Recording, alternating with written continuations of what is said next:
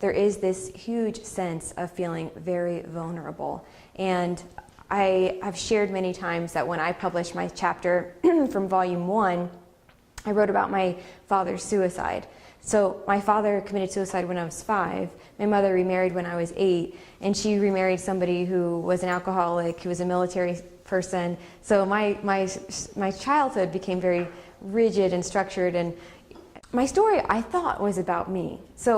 And it is about me, but there are pieces in there that I mention what happened in my childhood. So my stepfather, who's still married to my mother, has never read my story. And it's published and it's out in the world. And I know my grandmother's read it and my aunts and uncles and everybody else has read it, but he has not read it. And that's okay, but this feeling of feeling vulnerable and maybe even guilty for whatever. And my mom read my story and she said, well, that's nice. You know, that's how you see it. And I said, yeah. And it made me realize that our stories are exactly that, how we see it. And if my sister wrote the same story, it would be completely different. If my brother wrote his story, it would be even more different.